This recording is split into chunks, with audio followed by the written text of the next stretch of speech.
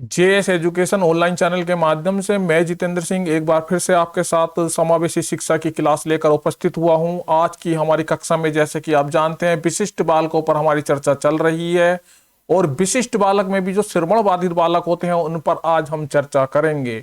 तो इसे शुरू करने से पहले देखते हैं कि समावेशी शिक्षा में हमने बताया था आपको कि सामान्य बच्चे और जो आपके विशिष्ट बच्चे होते हैं जिसके बारे में पिछली क्लास आप देखेंगे, इन सामान्य बच्चों को और विशिष्ट बच्चों को हम मिलाकर जब पढ़ाते हैं तो वो होती है आपकी समावेशी शिक्षा। विशिष्ट बालकों में भी हमने आपको जो है दृष्टिबाधित बच्चे पढ़ा दिए थे। आज हम पढ़ाएंगे श्रवण बाधित बच्चे, यानी कि श्रवण बाधित बच्चे कौन होते हैं। तो आज की क्लास शुरू करने से पहले एक आवश्यक सूचना है। जैसे कि आप देख रहे हैं आपके सामने एक हम नया बैच ला रहे हैं यूपी टेट और सुपर टेट 2023 के लिए। इसमें हम सीडीपी, मैथ, पर्यावरण, हिंदी, इंग्लिश, संस्कृत सभी विषयों को पढ़ाएंगे। उनके जो प्रैक्टिस सेट हैं वो कराएंगे। उन उन प्रश्नों को हमने इसमें रखा है जो हर बार परीक्षा में रिपीट होते हैं, मोड़ तोड़ कर जो है उन्हें दोबारा दोबारा क्वेश्चन दे रहे हैं वो। तो आप इन प्रैक्टिस सेट को करने के बाद किसी भी तरीके का पेपर हल करने के लिए तैयार होंगे। हमारे साथ मैथ स्पेशलिस्ट जुड़ेंगे, हमारे साथ इंग्लिश के स्पेशलिस्ट जुड़ेंगे। एक पूरी टीम जो है आपके इस बैच को चलाएगी यदि आप हमारा सपोर्ट करेंगे। तो यदि आप हमारे इस बैच से जुड़ना चाहते हैं तो हमें मैसेज कर सकते हैं। ये बैच सेपरेट होगा बिल्कुल, जो यूपी टेट और सुपर टेट के लिए फोकस्ड होगा।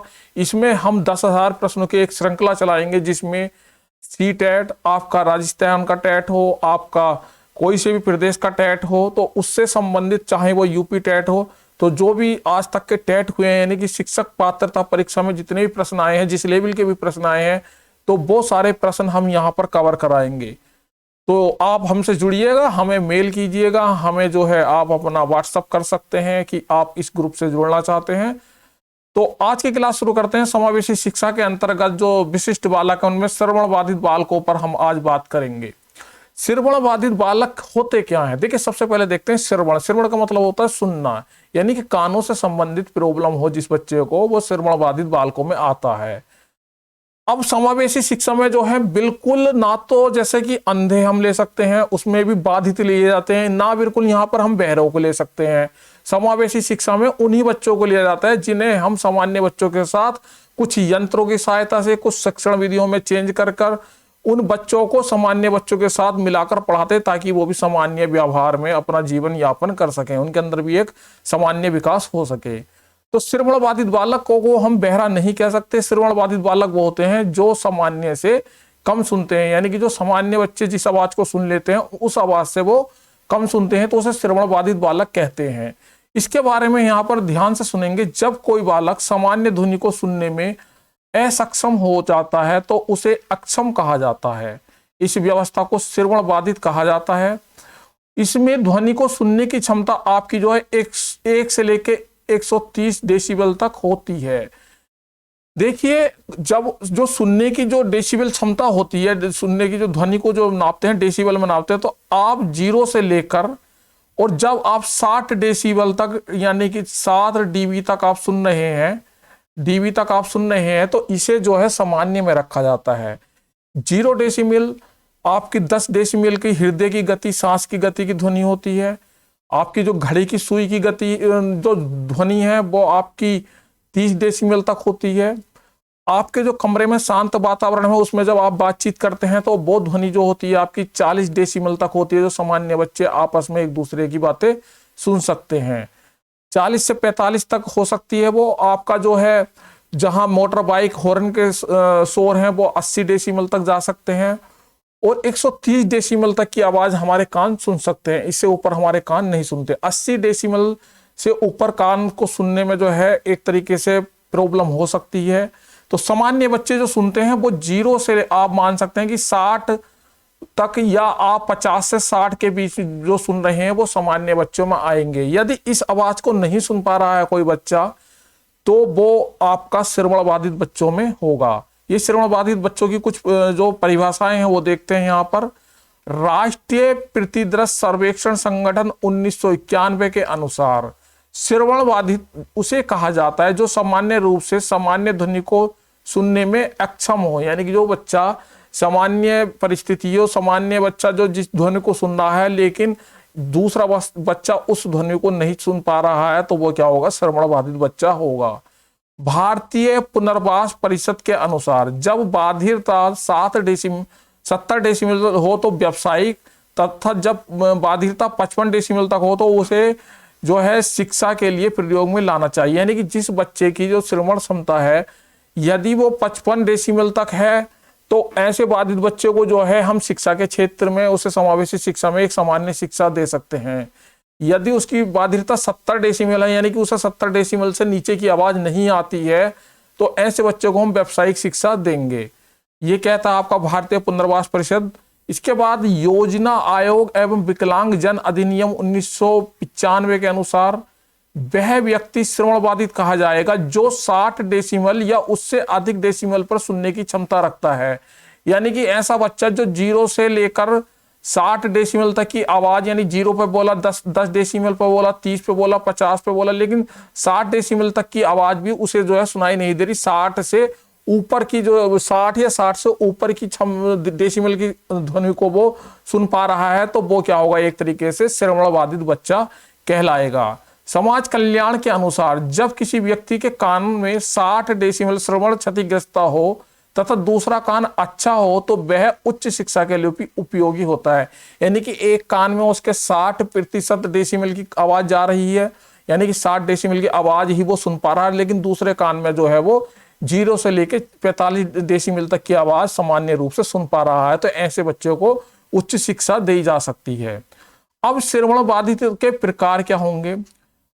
श्रवण बाधित की हमें पहचान कर ली, उसको प्रकार कितने प्रकार के श्रवण बाधित बच्चे होते हैं। जो कम श्रवण बाधित बच्चे होते हैं उनके बारे में हम जानते हैं। जो कम श्रवण बाधित बच्चे होते हैं वो होते हैं आपके 31 से 51 डेसिमल की श्रवण बाधिता लिए हुए होते हैं ऐसे बच्चे, यानी वह बालक 54 डेसिमल तक की ध्वनि नहीं सुन पाते।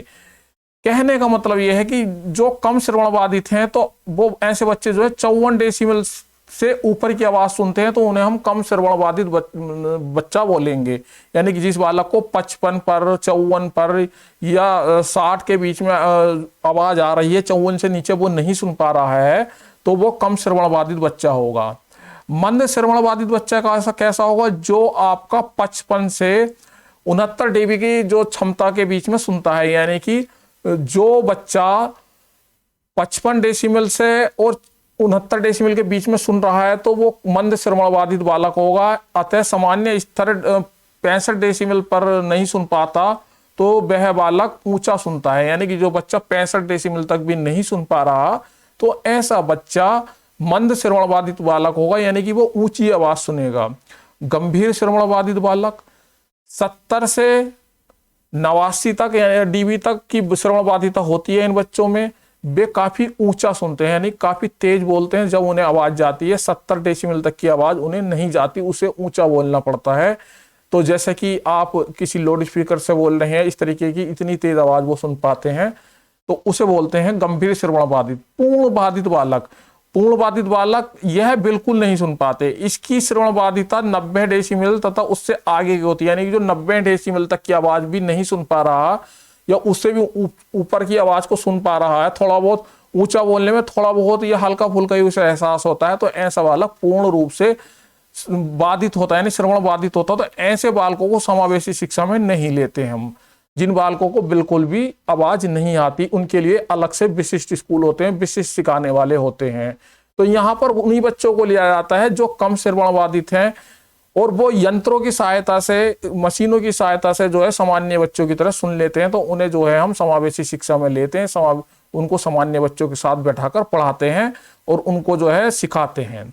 अब श्रवण बाधिता के कारण क्या होते हैं, कारण देखेंगे। यहाँ कारण के जो है यहाँ पर जन्म से पूर्व के कारण, यानी जो जन्म से पहले कारण हो, यानी कि गर्भावस्था में जो कारण बने वो बने माँ को संक्रामक रोग, यानी कि माता जी को किसी प्रकार से बच्चे की संक्रामक रोग हो गया है, वो कोई ऐसा बीमारी हो गई हो जिससे कि बच्चे को के पर प्रभाव पड़ गया हो, तो उससे जो है बच्चे के कानों की क्षमता कम हो सकती है। तेज दवाओं यानी कि एंटीबायोटिक या किसी कारण से कुछ तेज दवाएं लगा दी गई हैं जिससे कि बच्चा प्रभावित हो गया गर्भावस्था में, तो उससे भी बच्चे की श्रवण बाधिता आ सकती है। नशीले पदार्थों का प्रयोग, यदि माता द्वारा नशीले पदार्थों का प्रयोग किया जा रहा है गर्भावस्था के दौरान, तो बच्चे के अंदर श्रवण बाधिता आ सकती है। कुपोषण, यदि माता को सही तरीके से पोषण नहीं मिल पा रहा है, सही से भोजन नहीं मिल पा रहा है, जितनी एक गर्भवती महिला की डाइट होनी चाहिए उसके अकॉर्डिंग वो खाना नहीं खा पा रही है, तो जब वो कुपोषण के शिकार हो गए तो बच्चा भी कुपोषण के शिकार के तहत श्रवण बाधित हो सकता है। उसके कानों पे सुनने की आवाज क्षमता पे प्रभाव पड़ सकता है। रहन सहन की दशा, यदि माता ऐसे वातावरण में रह रही है जहां पर ध्वनि प्रदूषण अधिक है या और कारक वातावरण के जो उसे इफेक्ट कर रहे हैं, उसके रहने सहने का जो स्थान है वो सही नहीं है, तो ऐसे बच्चों पर भी जो है श्रवण बाधिता जो है हावी हो सकती है, उन्हें भी सुनने की समस्या मिल सकती है। ये हुए आपके जन्म से पूर्व के। अब जन्म के बाद के कारण देखते हैं, यानी जब बच्चे ने जन्म ले लिया उसके बाद के कारण जो उसके जीवन में घटी घटना। एक होता है सबसे पहले दुर्घटना से विशेष अंग का कटना, यानी कि कोई दुर्घटना हो गई, कोई एक्सीडेंट हो गया जिससे कि उसके कान या कान का पर्दा डैमेज हो गया, तो उस कारण से भी श्रवण बाधिता आ सकती है। तीव्र आवृत्ति वाली ध्वनि, यानी कि डीजे हुआ, आपका जो रेलवे स्टेशन है इंजनों की आवाज है, आपके जो कारखानों की आवाजें हैं, उन तेज ध्वनियों से जो है उसके अंदर जो है सुनने की क्षमता उसकी कम हो सकती है। जो ऐसे इलाके में रहते हैं जो लोग जहां पर मतलब जहां पर शोर शराबा अधिक होता है, तो वहां के लोगों को जो है कम आवाज आनी बंद हो जाती है, वो जो है तेजी आवृत्ति की आवाज सुन पाते हैं। संक्रामक रोग जो श्रवण क्षमता को प्रभावित करता है, यानी जन्म के बाद यदि कोई संक्रामक रोग हो गया है बच्चे को या बालक को, तो मान लीजिए पोलियो हो गया या और कोई किसी प्रकार का चेचक, खसरा, यानी कि कोई भी ऐसा रोग हो गया तो जिसके कारण से कोई बुखार हो गया, टाइफाइड हो गया, तो इनके कारण से, इनके बिगड़ने के कारण से जो है बच्चे के अंदर श्रवण बाधिता आ सकती है।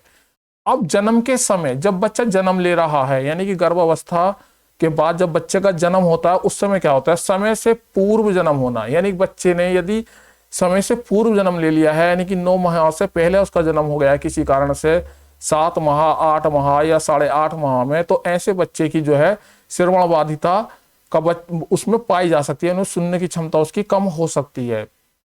जन्म के बाद ऑक्सीजन की कमी, यानी किसी कारणवश जन्म के बाद जो है एकदम जैसे उसका गर्भावस्था के बाद जन्म हो रहा है, उसके बाद उससे पर्याप्त रूप से ऑक्सीजन नहीं मिल पाई, तो उसकी भी श्रवण बाधिता उसके अंदर आ सकती है, यानी सुनने का दोष उसके अंदर भी आ सकता है।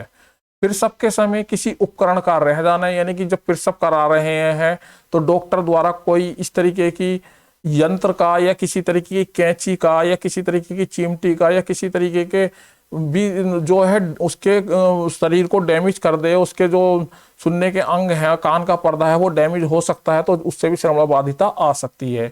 जन्म के तुरंत बाद पोलियो से ग्रसित हो जाए बच्चा, तब भी श्रवण बाधिता के केस देखे जाते हैं। ये हुए श्रवण बाधिता के कारण के बाद बच्चे की पहचान कैसे करेंगे। बच्चे की पहचान करने के लिए विकासात्मक पैमाना देखेंगे। इसमें संवेदगामी यंत्र के संदर्भ में बालक के वर्तमान स्तर का पता लगाकर उसकी श्रवण बाधित विकलांगता का पता लगाएंगे, यानी कि जो बच्चा वर्तमान में जो उसकी अवस्था चल रही है उसके अनुसार उसकी सुनने की जो क्षमता है वो निर्धारित होनी चाहिए। तो हम कुछ यंत्रों के माध्यम से उसके सुनने की क्षमता को डेसिमल में देखेंगे कि बच्चा कितने डेसिमल की आवाज को सुन पा रहा हो, उसके अनुसार जो है उसे बताया जाएगा कि ये बच्चा सामान्य स्थिति में है या ये बच्चा कम श्रवण बाधित है या गंभीर श्रवण बाधित है, तो उस तरीके से बच्चे का पता चलता है। चिकित्सीय परीक्षण के द्वारा इसमें बालक के श्रवण अंगों की क्रियाशीलता तथा निष्क्रियता की जांच की जाती है, श्रवण क्षमता का पता लगाया जाता है। यानी कि चिकित्सीय परीक्षणों द्वारा बच्चे के जो कान के पर्दे हैं, कान हैं, तो जो इस चीज के स्पेशलिस्ट होते हैं, यानी ईयर स्पेशलिस्ट होते हैं, वो अपने विभिन्न यंत्रों द्वारा, विभिन्न चेकअपों द्वारा, मेडिकल के जो चेकअप होते हैं उनके माध्यम से पता लगाते हैं कि इनमें कोई कमी है और किस लेवल तक इनमें जो श्रवण बाधिता है या नहीं है। जीवन के इतिहास विधि से इसमें श्रवण दोष युक्त बालक की जीवन का विवरण का पता लगाया जाता है, उसके स्वास्थ्य इतिहास, विकास का इतिहास तथा परिवार की पृष्ठभूमि का जो है हम वहां पर उसको देखते हैं। उसके अनुसार हम बच्चे को उस पर हम चर्चा करके उसके इतिहास को देखकर जीवन का इतिहास क्या रहा है, यानी कि उसका स्वास्थ्य इतिहास, बच्चा जन्म से लेकर अब तक बीमार है या स्वस्थ है, उसके आधार पर, या बच्चे की पारिवारिक पृष्ठभूमि क्या है, बच्चा शोर शराबे में रहता है, बच्चे के यहाँ पर जो है और कोई प्रॉब्लम है, तो उससे भी श्रवण बाधिता आ सकती है, उससे भी हम पहचान कर सकते हैं। अब श्रवण बाधित बालकों की जो शिक्षा व्यवस्था है उसके बारे में हम क्या कर सकते हैं, यानी कि अब समावेशी शिक्षा में हम श्रवण बाधित बच्चों को हम शामिल करने के बाद हमें क्या करना चाहिए उनकी पढ़ाई के लिए। श्रवण यंत्रों का प्रयोग कराना चाहिए, ऐसे बच्चों के लिए हमें श्रवण यंत्र दिलवाने चाहिए, यानी कि जो सुनने की मशीन बोलते हैं जिन्हें, तो उन्हें जो है बच्चों को देना चाहिए। उनके एक प्रॉपर जो है मेडिकल जांच के बाद कि उसे किस लेवल का, कितने डेसिबल का जो है श्रवण यंत्र की जरूरत है, कितनी आवाज की जरूरत है, तो वो चीजें सब एक डॉक्टरी जांच के बाद उन्हें मुहैया करानी चाहिए ऐसे यंत्र। आत्मविश्वास को विकसित करने के लिए नर्सरी शिक्षा देनी चाहिए, यानी कि ऐसे बालकों में जो है आत्मविश्वास की कमी हो जाती है, ऐसे बच्चे जो है हीन भावना का शिकार हो जाते हैं, तो उन बच्चों को समय समय पर मोटिवेट करते रहना चाहिए एज ए शिक्षक। एक स्वर को दूसरे स्वर से विभिन्न करने के लिए श्रवण प्रशिक्षण देना चाहिए, यानी कि ऐसे बच्चे को सुनने के प्रशिक्षण देना चाहिए कि जो कि कम सुनने वालों के लिए या बहरे बच्चों के लिए प्रशिक्षण दिया जाता है, तो ऐसे बच्चों को एक ऐसे प्रशिक्षण भी देना चाहिए कि जो वो उसे आवाज नहीं आ रही तो वो जो स्वर है, जो टीचर के होठ हैं, उनको हिलाने से ही वो समझ जाए कि वो क्या बोल रहे हैं, यानी कि उसको वो जो है उसको उसके जो हाव भाव है शरीर के या होठों को हिलने के चित्रों को देख के ही वो बता दे कि इस तरीके की बात शिक्षक बोल रहे हैं। इनके लिए कक्षा व्यवस्था इस प्रकार की होनी चाहिए, इन्हें आगे पंक्ति में बैठाना चाहिए, यानी जिन बच्चों को सुनने में परेशानी होती है उन्हें कक्षा के आगे बैठाना चाहिए, यानी जो कक्षा में आगे की लाइन है सबसे उसमें बैठाना चाहिए, ताकि शिक्षक की आवाज उन्हें आसानी से सुनाई दे सके। शिक्षक को भी ऊंचे स्वर में बोलना चाहिए, इस प्रकार की व्यवस्था होनी चाहिए, यानी कि शिक्षक को भी यहाँ पर ऐसी क्लास में जहाँ श्रवण बाधित बच्चे वो पढ़ा रहा है, तो वहां पर शिक्षक को भी जो है तेज स्वर में बोलना चाहिए, यानी तेज आवाज में बोलना चाहिए बच्चों को पढ़ाते समय। छात्रों को जो है शिक्षक के बिल्कुल ठीक सामने बैठाना चाहिए, ताकि जब शिक्षक के जो होठ हिले तो होठों को ठीक प्रकार से वो देख पाए और उन होठों को ठीक प्रकार से देख के शिक्षक के वो अनुमान लगा पाए कि शिक्षक क्या बोल रहे हैं। तो इन चीजों का जो है हम इस्तेमाल करके श्रवण बाधित बच्चों को समावेशी शिक्षा के अंतर्गत शिक्षा दे सकते हैं। आज के लिए इतना ही। श्रवण बाधित बालकों को विशिष्ट शिक्षा में हम किस प्रकार से पहचान सकते हैं, श्रवण बाधित बच्चे क्या होते हैं, श्रवण बाधित बच्चों की एजुकेशन में हम क्या कर सकते हैं, तो ये आज हमने यहाँ पर चर्चा करने की कोशिश की। आज के लिए इतना ही। धन्यवाद। शुभ रात्रि।